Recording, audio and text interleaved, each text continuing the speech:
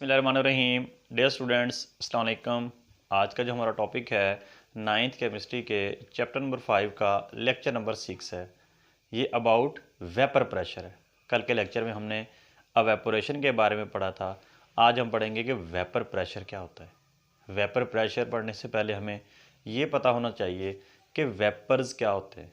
जब कोई लिक्विड को हीट किया जाता है या वो नेचुरली लिक्विड से वेपर्स में जाता है, जैसे कल हमने पढ़ा था वेपोराइजेशन प्रोसेस में जाता है, वो वेपर्स को अगर किसी सिस्टम में क्लोज कर दिया जाए, एक तो ये है कि आप चीज़ हीट हो रही है, उसके वेपर हवा में शामिल हो रहे हैं, तब प्रेशर डेवलप नहीं होगा।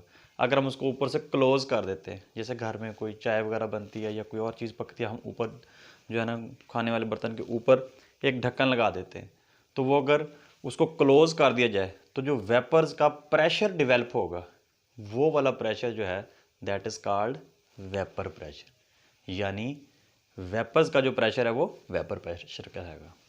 आइए देखते हैं जी, वेपर प्रेशर क्या डेफिनेशन है जी। द प्रेशर, वो वाला प्रेशर एक्सर्टेड जो लगाया जाता है, किन के ज़रिए? By the vapours. कौन सा प्रेशर कौन लगाते हैं? वेपर जो लगाते हैं। The pressure exerted by the vapours, वो प्रेशर जो वेपर्स लगाते हैं ऑफ अ लिक्विड। वो वेपर किसके हैं? किसी लिक्विड के। किस पे? At a equilibrium. इक्विलिब्रियम को हम आगे अगली डेफिनेशन में एक्सप्लेन करते हैं। विद द लिक्विड, उस लिक्विड के साथ एट अ पर्टिकुलर टेम्परेचर, एक ख़ास दर्जा हरारत पर। ये नहीं है कि भाई बस आपने एक चीज़ अभी लिक्विड रखा तो उसका वेपर प्रेशर डेवलप हो गया, नहीं, एक ख़ास टेम्परेचर पर is called vapour pressure of a liquid, वो उसका वेपर प्रेशर कहलाएगा। दोबारा देखें जी, the pressure exerted by the vapours of the liquid. Liquid के वेपर जो प्रेशर लगाते हैं एट इक्विलिब्रियम, इक्विलिब्रियम स्टेट पे। इक्विलिब्रियम क्या होती है? जिसमें वो एवेपोरेटिंग मॉलिक्यूल कंडेंसिंग मॉलिक्यूल के इक्वल हो जाते हैं। With the liquid at a particular temperature, एक ख़ास दर्जा हरारत पर, is called vapour pressure of a liquid.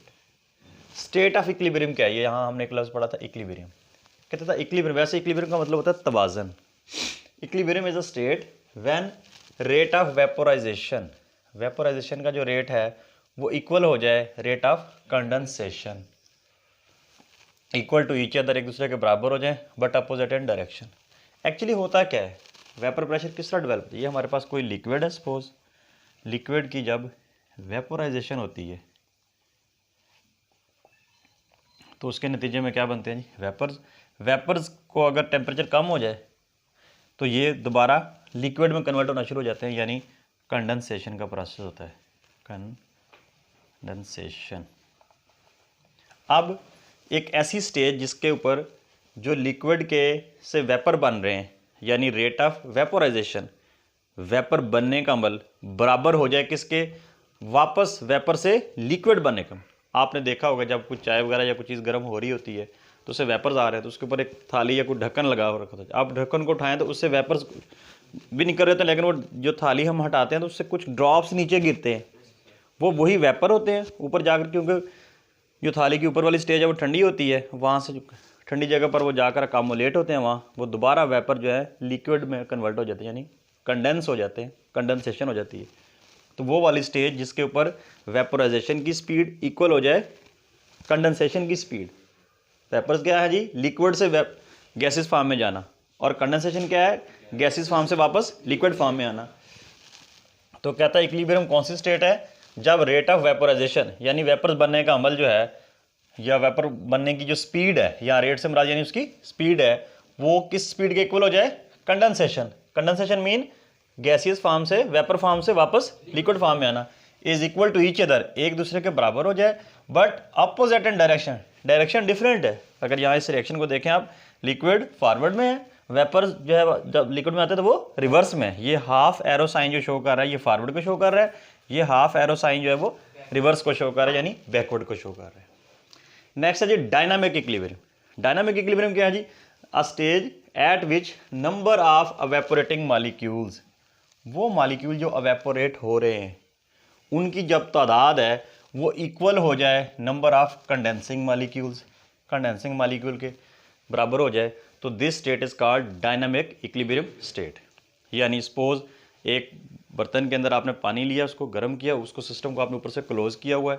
अगर 100 मालिक्यूल जो है लिक्विड से वेपर में जा रहे हैं और at the same time 100 molecule जो हैं वेपर से वापस लिक्विड में आ रहे हैं, तो हम कहते हैं जी अब number of evaporating molecule becomes equal to the number of condensing molecule. तो ये वाली जो स्टेट है, ये वाला इक्विलिब्रियम तो है, लेकिन ये वाला इक्विलिब्रियम कहलाता है डायनामिक, क्योंकि ये मूव करता रहता है, रुकता नहीं। एक और इक्विलिब्रियम होता है वो स्टैटिक कहलाता है, जिसमें वो स्टॉप हो जाए, लेकिन ये क्योंकि मूवमेंट जारी रहती है। 10 मालिक्यूल वेपोरेट हुए, 10 कंडेंस हो गए, 20 वेपोराइज हुए, 20 कंडेंस हो गए, तो ये इनकी जो है रेट और number of evaporating molecule same रहते हैं। दूसरे लफ्ज़ों में डायनामिक इक्विलिब्रियम स्टेट क्या हुई जी, दोबारा देखें, the stage at which number of evaporating molecule, vapour बनने वाले मालिक्यूल्स की तादाद विल बी इक्वल, बराबर हो जाए किसके जी, नंबर ऑफ कंडेंसिंग मालिक्यूल, जो वापस कंडेंसिंग मुराद जो वेपर से दोबारा लिक्विड बन रहे हैं। This state is called dynamic equilibrium state. इस स्टेट को हम यूं भी एक्सप्लेन कर सकते हैं, ये देखें ये वाली जो डायग्राम है, यहाँ देखें हमारे पास पहली स्टेज ये हम कह देते हैं हमारे पास स्टेट ए है, ये बी है, ये सी है। ए में देखें सिर्फ मालिक्यूल जो हैं ये लिक्विड के मालिक्यूल जो ब्लू कलर से शो किए गए हैं, ये एवेपोरेट हो रहे हैं। बी स्टेट में क्या होता है, कुछ ऊपर जा रहे हैं, कुछ वापस कंडेंस होकर वापस आना शुरू हो गए। तीसरी स्टेट में देखें मालिक्यूल जो है एवेपोरेट भी हो रहे हैं, कंडेंस भी हो रहे हैं, और यहाँ पर नंबर ऑफ एवेपोरेटिंग मालिक्यूल जो है वो बिकम्स इक्वल हो जाते हैं किसके, कंडेंसिंग मालिक्यूल। वही जो मैंने एग्जांपल दी कि अगर 100 मालिक्यूल एवेपोरेट हो रहे हैं तो 100 कंडेंस भी हो रहे हैं। ये वाली जो स्टेट जो है वो ये कहलाती है डायनामिक इक्विलिब्रियम स्टेट। आप थोड़ी सी इसकी एक्सप्लेनेशन देख लेते हैं जी। अगर शॉर्ट क्वेश्चन में वेपर प्रेशर तो इतना डिफाइन करेंगे, अगर आ जाए जी what is the state of equilibrium या define the dynamic equilibrium state, तो इसको एक्सप्लेन करेंगे। अगर लॉन्ग क्वेश्चन में आ जाए ये दोनों लिखेंगे, साथ ही थोड़ी सी एक्सप्लेनेशन लिखेंगे, डायग्राम बनाएंगे, और सब बाद में उसके कुछ फैक्टर्स हैं उनको देखें। एक्सप्लेनेशन में कहता है ये वही बात दोबारा होनी है। From open surface of a liquid molecule evaporate and mix up with the air. अगर हम कोई ओपन स्पेस है हमारे पास, सपोज हम ये कोई कंटेनर लेते हैं कोई वाटर का, तो उसको इसके अंदर हम कोई लिक्विड को हीट करते हैं, तो उसके अंदर जो है वेपर्स पैदा होते हैं। यही होगा ना, जब लिक्विड को हीट करेंगे तो वेपराइजेशन होगी, वेपोरेशन होगी तो वो वेपर बनेंगे, और वेपर जो जाकर एयर के अंदर शामिल हो जाते हैं। उससे कोई प्रेशर डेवलप नहीं होगा, क्योंकि जैसे जैसे वो वेपर्स बन रहे हैं वैसे वैसे हवा में शामिल होते जा रहे हैं।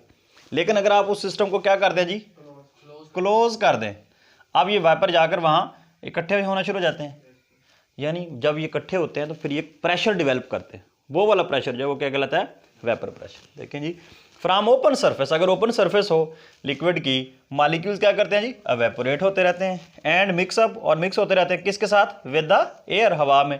बट लेकिन when we close the system, अगर हम सिस्टम को क्या कर दें, क्लोज कर दें, एवेपोरेटेड मालिक्यूल स्टार्ट गैदरिंग। जो मालिक्यूल्स एवेपोरेट हो रहे थे वो जाकर यहाँ गैदर होना शुरू हो जाते हैं। गैदरिंग मीन यानी इकट्ठे होना शुरू हो जाते हैं ओवर द लिक्विड सरफेस, इस लिक्विड सरफेस के ऊपर। इनिशियली शुरू में द वेपर कंडेंस स्लोली, जो वेपर बन रहे हैं ना उनकी कंडेंसेशन बड़ी स्लो होती है। अभी तुम चांदे की मालिक्यूल बने तो ये नहीं कि जाते फौरन कंडेंस होकर वापस आना शुरू हो जाता है, ऐसा नहीं है।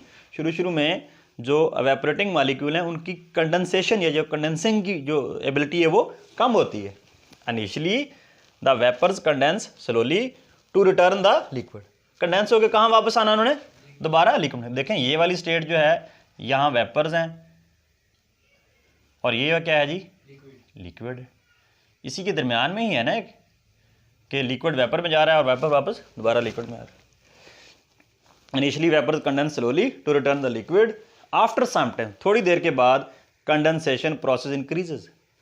कंडेंसेशन का प्रोसेस क्या हो जाता है, स्पीड अप हो जाता है। एंड अ स्टेज, एक ऐसी स्टेज आ जाती है when the rate of evaporation, evaporation का जो रेट है become equal to the rate of the condensation. Condensation, vaporisation का रेट कंडेंसेशन के रेट के इक्वल हो जाएगा, यानी वही बात, number of evaporating molecules will become equal to the number of condensing molecule. इसके ऊपर फैक्टर कौन से इफेक्ट करते हैं, वेपर प्रेशर के ऊपर 3 फैक्टर इफेक्ट करते हैं। Number 1 nature of liquid, number 2 size of molecule, number 3 temperature. इसको हम नेक्स्ट एक्सप्लेन करते हैं जी। नेक्स्ट है जी हमारे पास फैक्टर्स। फैक्टर्स में, फैक्टर से क्या मुराद होती है, फैक्टर ये होते हैं कि वो वाले वैल्यूज़ जो कि वेपर प्रेशर के ऊपर असरअंदाज होती हैं, उनको बढ़ाती हैं या घटाती हैं। सबसे पहले नंबर पे जी नेचर ऑफ लिक्विड, कि नेचर ऑफ लिक्विड जो है वेपर प्रेशर के ऊपर किस तरह असरअंदाज होती है। कहता है vapour pressure depend upon the nature of liquid, जो वेपर प्रेशर है वो लिक्विड की नेचर पे डिपेंड करता है। पोलर लिक्विड जो होते हैं have low vapour pressure. Polar liquid कौन से होते हैं, हमने पिछले चैप्टर में पढ़ा था पोलर कंपाउंड्स। पोलर कंपाउंड क्या होते हैं, जो दो डिफरेंट एटम्स के दरमियान में बने, वो unequal attraction of shared pair की वजह से। तो हैव लो वेपर प्रेशर, उनका वेपर प्रेशर लो होता है किससे, देन नॉन पोलर से। रीज़न क्या है जी, एट द सेम टेम्परेचर, एक ही टेम्परेचर पर जो पोलर मॉलिक्यूल्स हैं उनका वेपर प्रेशर कम होगा और नॉन पोलर का ज़्यादा होगा, यानी नॉन पोलर है ज़्यादा वेपोराइज होंगे और जो पोलर है वो कम वेपोराइज होंगे। रीज़न क्या है जी, what is the reason behind, strong intermolecular forces between the polar molecule, because polar molecules का वेपर प्रेशर लो इसलिए होगा कि उनके दरमियान में स्ट्रॉन्ग इंटरमॉलिक्यूलर फोर्सेज होती हैं। जब स्ट्रॉन्ग इंटरमॉलिक्यूलर फोर्सेज होंगी तो मॉलिक्यूल उस सरफेस को लीव करके नहीं जाएगा, वेपोराइजेशन ही कम होगी। एक्चुअली क्या होगी, वेपोराइजेशन कम होगी। जब वेपर कम बनेंगे तो जाहिर है उसका प्रेशर भी कम होगा। और नॉन पोलर में क्या होता है, इंटरमॉलिक्यूलर फोर्स बड़ी वीक होती है, थोड़ी सी हीट मिली लिक्विड के जो वेपर है आसानी से वेपर बनना शुरू हो जाते हैं और बड़ी स्पीड से बनना शुरू हो जाते हैं। जब वेपर ज़्यादा बनेंगे तो उनका प्रेशर भी ज़्यादा बनेगा।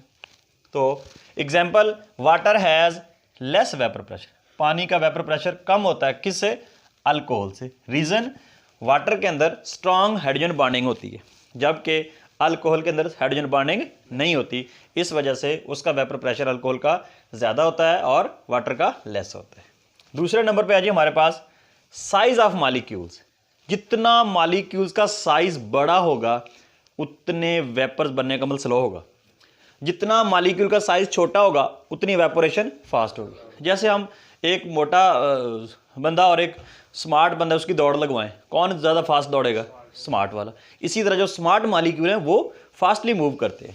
देखते हैं जी, the small size molecule can easily evaporate, जो स्मॉल साइज वाले मॉलिक्यूल हैं वो बड़ी जल्दी से इवेपोरेट हो जाते हैं देन बिग साइज मॉलिक्यूल, बड़े मॉलिक्यूल्स की निस्बत।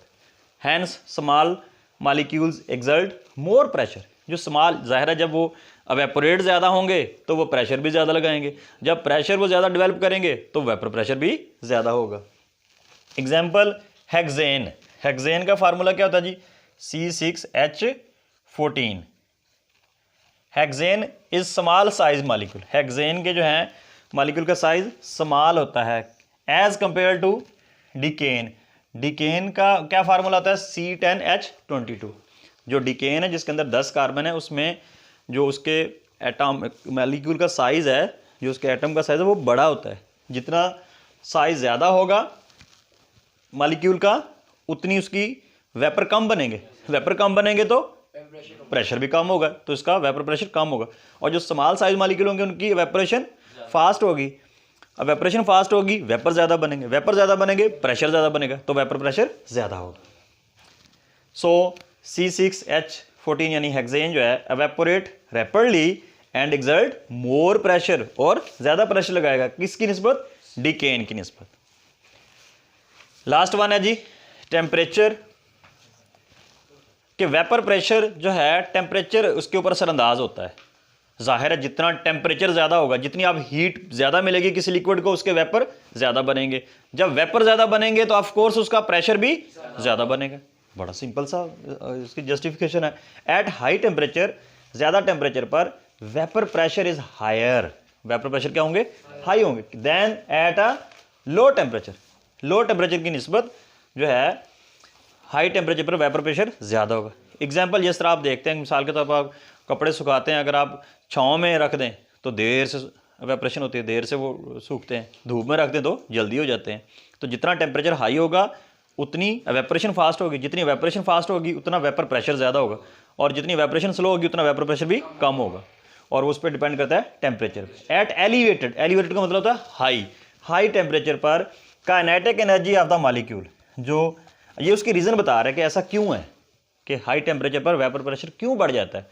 कहता है जब टेम्परेचर हाई होता है तो मॉलिक्यूल्स की जो काइनेटिक एनर्जी है वो इंक्रीज हो जाती है, इनफ टू एनेबल, वो इस काबिल बना देती है उनको टू वेपोराइज कि वो जो उसके मालिक्यूल्स हैं लिक्विड के वो वेपोराइज हो जाते हैं एंड एक्सर्ट प्रेशर, और जाकर क्योंकि सिस्टम क्लोज होता है उसमें प्रेशर डेवलप करना शुरू कर देते हैं। एग्जाम्पल क्या है जी, वेपर प्रेशर अगर हम देखें वाटर का 0 डिग्री सेंटीग्रेड पर तो वो होता है 4.58 millimetre of mercury. 0 degree centigrade temperature पर वाटर का वेपर प्रेशर कितना है जी, 4.58 मिलीमीटर ऑफ मरकरी। जबकि इसी वाटर का अगर हम 100 डिग्री सेंटीग्रेड पर वेपर प्रेशर नोट करें तो वो बन जाता है 760 millimetre of mercury, 760 millimetre of mercury हो जाता है। यानी टेम्परेचर के कम करने से वेपर प्रेशर भी क्या हो गया, कम।